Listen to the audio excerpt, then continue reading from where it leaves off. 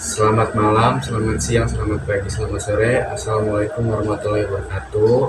Namo Buddhaya, Om Swastiastu, salam kebajikan dan salam. Sebelumnya perkenalkan Ibu, saya Budi Pasika Dharma dari kelas 11-9, absen 9. Di sini saya akan wawancara, terutama dari narasumbernya itu angkatan kerja yang bekerja. Oke, jadi pertanyaan pertama itu tentang bagaimana sebelumnya itu perkenalan dulu. Ini dari Bapak siapa? Oh, ini dengan Mbah Siraj. Oke, jadi dari Mbah Siraj ini sebelumnya bekerja jadi apa, seperti apa profesi? Ya, kalau kerja itu dari awal merintis itu ya dari nol itu pernah jadi kuli panggul pernah, terus jadi pedagang asongan juga pernah ya. Jadi pedagang asongan juga pernah, kemudian begitu selesai kuliah Bapak merintis menyalurkan apa yang Bapak pelajari pada saat kuliah sesuai dengan jurusannya, yaitu sebagai guru. Jadi awalnya jadi guru honorer. Oke, jadi melewati beberapa proses, jadi prosesnya itu yang nggak instan pastinya. Jadi kan dari pertanyaan itu sendiri, bagaimana Bapak sendiri mempersiapkannya. Jadi mempersiapkannya itu sendiri ya dari Bapak jadi kerja kuli, bahkan dari kuli ya Bapak? Pernah. Jadi kuli. Terus dari semua itu ya pasti menjadi tantangan juga untuk Bapak hadapi pada saat itu. Lalu pertanyaan selanjutnya itu solusinya itu bagaimana Bapak? Misalnya dari kerjaan kuli bangunan, lalu dari Bapak riwayat pendidikan mengambil pendidikan sebagai guru, itu seperti apa Pak? Solusinya itu gimana untuk mendapatkan? Ya sebenarnya ya kita harus menikmati ya. Kita harus menikmati apa yang jadi pekerjaan kita. Ya, kita harus menikmati, kita harus syukuri apa yang jadi pekerjaan kita pada saat itu, sambil ibaratnya selama belum mencapai tujuan yang sesuai dengan cita-cita kita ya, itu kita anggap sebagai batu pijakan, batu loncatan bagi kita untuk mencapai sesuai dengan kriteria pekerjaan yang kita inginkan. Sehingga melalui awalnya kita jadi pedagang asongan sambil kuliah, kemudian selesai kuliah mencoba sebagai tenaga honorer ya, sebagai guru. Pada saat itu ngajar sebagai guru honorer di SMK swasta ya, SMK swasta di daerah Banyumas. Dan tetap pada saat itu Bapak yang namanya guru honorer ya, itu kalau dilihat dari segi upahnya ya amat jauh sekali untuk mencukupi kebutuhan hidup sehari-hari, ya enggak cukup pada saat itu. Apalagi kalau waktu itu sudah berumah tangga, itu amat sangat tidak cukup sekali. Tapi ya tetap semangat, tetap kita ada, bahkan kita pada waktu itu sambil jualan kaligrafi ya, kaligrafi berupa kaligrafi cetakan dari semen, dan juga ada kaligrafi yang berupa dari yang terbuat dari macam kertas tapi yang emas, kilap emas, itu tempelin di kaca. Itu pernah dilakukan juga sambil pada saat itu ya posisi Bapak udah jadi guru honorer, tapi tetap Bapak nyari sampingan tambahan itu, seperti itu.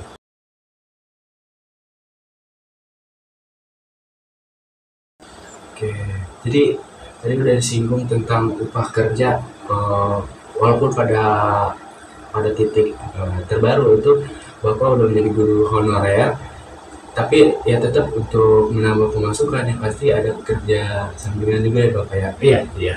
Terus tadi udah dijabarkan, kan pertanyaan selanjutnya itu bagaimana sistem upah yang diterima. Tadi udah dijabarkan juga jawabannya seperti apa, lalu juga peran dan fungsinya itu seperti apa ya. Upah kerja pada saat itu ya untuk membiayai keluarga kan Bapak pada saat itu.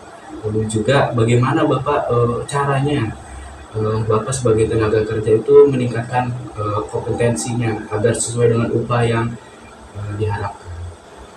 Selalu mencari update informasi-informasi di mana ada peluang untuk bisa meningkatkan kompetensi kita sebagai guru, dan juga peluang untuk meniti jenjang karir kita sebagai guru. Selalu mencari informasi-informasi berkaitan dengan istilahnya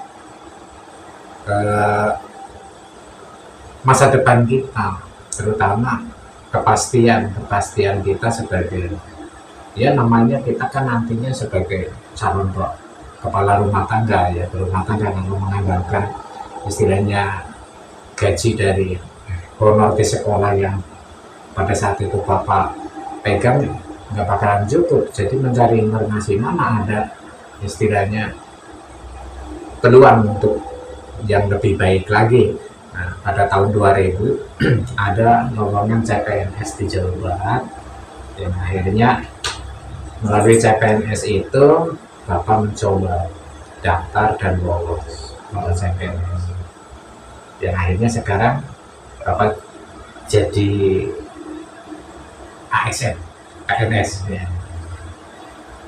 Oke, berarti dapat disimpulkan juga Bapak dengan meningkatkan kompetensinya itu ya nggak kudet istilahnya, relevan, selalu mengikuti beberapa ya informasi-informasi yang terbaru. Lalu juga pada tahun ini kan sekarang banyak sekali informasi dan teknologi yang ya, kita kenal AI itu juga pasti menjadi sebuah peluang juga beberapa menjadi pekerjaan juga, biasanya jadi content creator atau apa. Lalu juga tadi disinggung juga misalnya kalau Bapak itu ya sebelum tahun itu berarti Bapak daftar CPNS itu tahun 2000 ya Pak? Tahun sebelumnya berarti berapa tahun itu Pak guru honorer? Jadi guru honorer itu pertama itu di Kalimantan ya, di Kalimantan itu begitu lulus kuliah tahun 98, tetapi tidak lama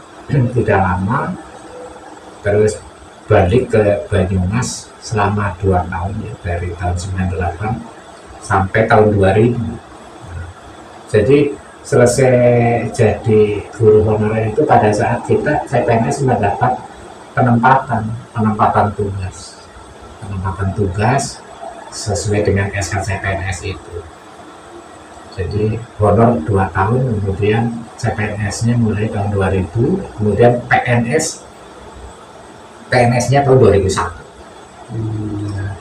Jadi dalam ekonomi juga sebenarnya profesi guru itu sebenarnya agak tricky bahasanya kalau dalam bahasa Inggris itu, karena pekerja angkatan kerja yang berpenghasilan tetap itu sebenarnya ya jujur aja, apalagi seorang guru itu tersiksa ya, jujur ya Pak ya, karena apalagi di negara seperti ini ya kurang support dalam dunia pendidikan ya kalau bicara istilahnya, kalau mau dibandingkan upah dengan karyawan yang lain ya jauh berbeda, karena upah ASN kan tidak seperti karyawan lain, ada UMR, ada UMK. Karena PNS kan enggak seperti itu, sesuai dengan standar pangkat dan golongan.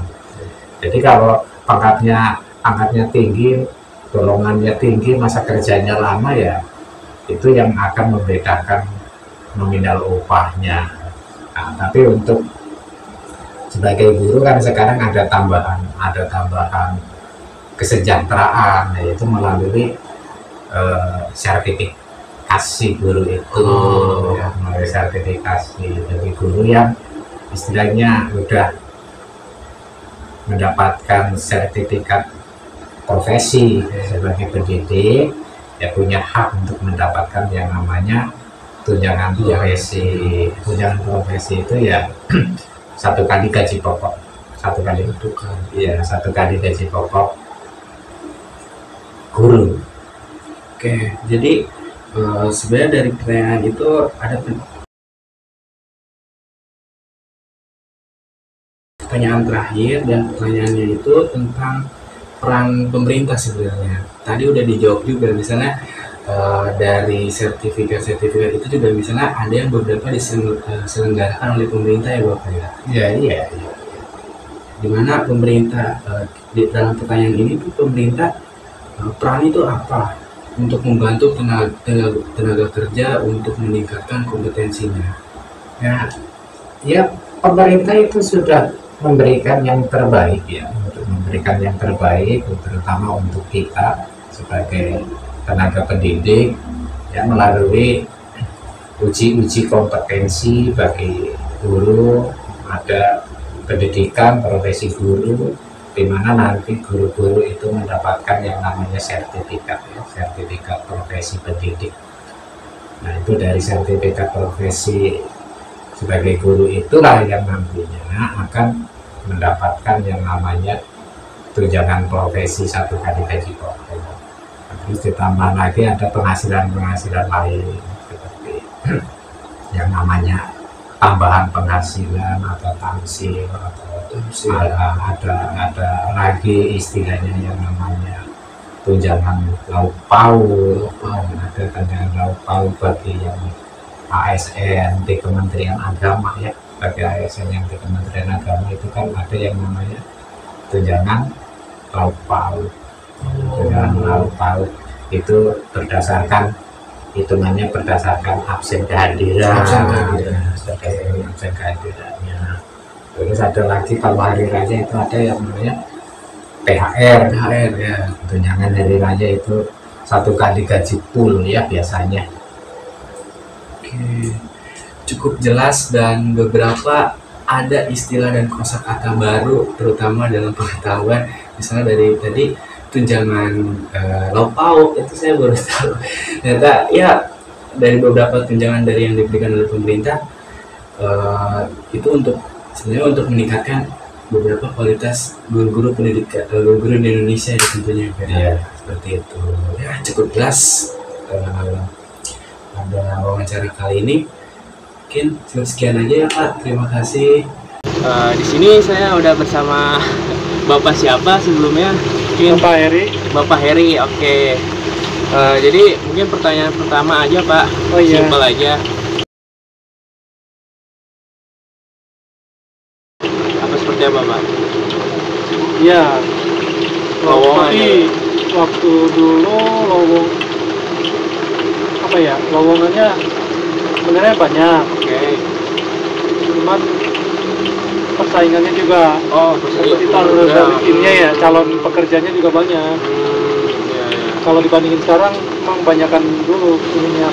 Kalau lihat dari zaman kebanyakan dulu ya Pak ya. Iya. Soalnya banyak Persentasenya peluangnya lebih gedean dulu masuk itu ya, masuk ke perusahaan. Cuman tetap ada persaingan kan antar ini kan dari nilai terus dites juga kan. Kayak contohnya pernah dilamar di Indosemen. Oke. Di Indosemen dari sekian ratus orang yang diterima cuma satu orang yang saking ketatnya. Jadi pada saat itu kalau boleh tahu tahun berapa ya Pak? Mungkin 90-an ya. 90-an. Itu di Kerawang kan ya posisinya Pak? Iya, pas ini diterima di. Sebenarnya mau dulu apa sekarang juga nyari kerja itu ya susah ya Pak ya, Iya. lowongan itu. Oke. Ya pertanyaan terakhir aja Pak.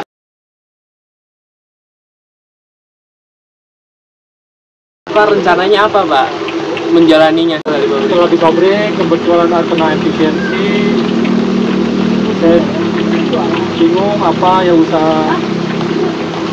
Umur udah lanjut ini udah sudah nggak bisa kan ya masuk ke perusahaan, akhirnya ya coba peruntungan di pedagang.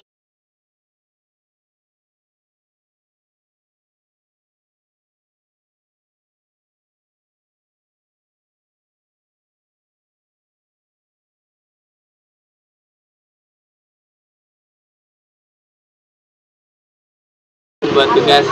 Oke, mungkin sekian seperti itu aja.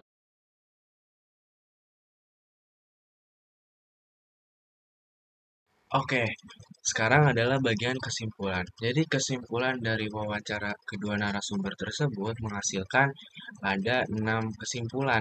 6 kesimpulan yang pertama itu, yang pertama tentang jenis tenaga kerja. Jenis tenaga kerja itu merujuk pada narasumber pertama, yaitu pada Mbah Siraj, di mana jenis tenaga kerjanya itu yaitu adalah jenis tenaga kerja yang terlatih karena berhubungan dengan guru. Pastinya berhubungan dengan profesi yang formal dan pasti melewati oleh beberapa riwayat pendidikan eh, yang lama tentunya. Lalu yang kedua itu sistem upah yang diterimanya. Sistem upah yang diterima beliau itu jenisnya itu berdasarkan oleh waktu, di mana sistem upahnya itu eh, kalau guru honorer itu kan biasanya ada yang harian atau juga ada yang borongan, tapi tergantung dengan kesepakatan di sekolahnya. Karena guru honorer itu berdasarkan dengan total jam, sedangkan kalau ASN itu ya sudah ada dari pusat pemerintah, di mana ya tergantung dengan golongan, tergantung dengan jabatan seperti itu. Lalu yang ketiga itu kesimpulan cara tenaga kerja dan perusahaan dalam meningkatkan kompetensinya. Di mana tenaga kerja Basirat itu dalam meningkatkan kompetensinya itu beliau terbuka, beliau peka terhadap informasi-informasi yang terbaru, di mana dia melihat peluang untuk tetap berlatih dan mendapatkan sertifikat-sertifikat yang diberikan oleh perusahaan. Nah, di mana itu juga cara perusahaan dalam meningkatkan kompetensi beberapa tenaga kerja, yaitu ya perusahaan seharusnya memberikan beberapa acara seminar ataupun beberapa Zoom meeting untuk pelatihan beberapa pekerja seperti itu. Lalu yang kesimpulan keempat itu tentang jenis pengangguran dan cara mengatasi jenis pengangguran tersebut, di mana ini merujuk kepada kesimpulan narasumber kedua, yaitu adalah Pak Heri, di mana Pak Heri ini eh, termasuk dalam pengangguran struktural karena beliau itu belum belum bisa untuk bekerja karena faktor umur, di mana faktor umur beliau sempat untuk melamar bekerja ke industri atau industri dan perusahaan, namun umur dan kondisi fisik itu tidak mumpuni, di mana beliau bercerita ada beberapa nilai-nilai akademik dan tes-tes lainnya yang menjadi penghambat beliau. Lalu juga solusi dari jenis pengangguran tersebut seharusnya beberapa pemerintah itu dapat memberikan pelatihan atau ya memberikan pelatihan kerja. Lalu juga kalau dari kasusnya Pak Heri itu dia rencana ke depannya itu karena yang pasti kan dia tidak bekerja sebagai karyawan karena udah tidak mumpuni umur, yang mana solusinya itu ya berdagang. Ya, solusi untuk pedagangnya di mana solusi pengangguran struktural itu ya diberikan modal untuk berdagang tentunya, di mana yang pasti itu akan menguntungkan beberapa pengangguran struktural. Terus juga beberapa ada juga yang namanya Balai Latihan Kerja atau BLK, di mana itu juga sebagai program pelatihan dan pendidikan yang disediakan oleh pemerintah, yang mana untuk namanya adaptasi terhadap sektor atau teknologi, di mana kita mengetahui bahwa sekarang teknologi dan beberapa informasi itu dapat dicakup secara luas dan cepat, dimana itu butuh beberapa edukasi tentunya oleh beberapa pekerja yang mungkin tergerus oleh zaman seperti itu. Lalu yang terakhir itu peran pemerintah dan perusahaan dalam mengurangi pengangguran dan meningkatkan kompetensi ketenaga kerjaan. Peran pemerintah tentunya dalam mengurangi pengangguran seperti itu. Yang mana ya kalau dalam berdasarkan kasusnya Pak Heri itu ya diberikan modal untuk berdagang. Lalu tentunya juga tadi diberikan misalnya investasi juga tentunya dalam teknologi dan inovasi. Lalu juga dalam pemerintah juga harusnya ada pengembangan kurikulum, lalu juga ada beberapa sertifikasi dan pelatihan guru yang kalau merujuk kepada narasumber pertama itu adalah Basiraj. Lalu juga dari peran perusahaan itu juga sendiri ya tadi investasi juga, dan juga dengan meningkatkan kompetensi tenaga kerjanya juga dengan secara luas memberikan informasi bahwa ada nih pelatihan-pelatihan kerja, lalu juga dengan penyediaan beasiswa dan juga beberapa program-program magang untuk semisalnya mahasiswa baru itu tidak menjadi mahasiswa yang pengangguran terbuka. Intinya fresh graduate cepat untuk bekerja seperti itu. Itu mungkin beberapa keenam kesimpulan dari wawancara kedua narasumber. Saya Budi Pasika Dharma dari absen 9. Cukup sekian. Mohon maaf jika ada salah kata yang disengaja atau tidak disengaja dari kedua wawancara pada video-video sebelumnya. Lalu juga pada kesimpulan kali ini, mohon maaf sebesar-besarnya. Sekian dari saya, Budi Pasika Dharma. Wassalamualaikum warahmatullahi wabarakatuh.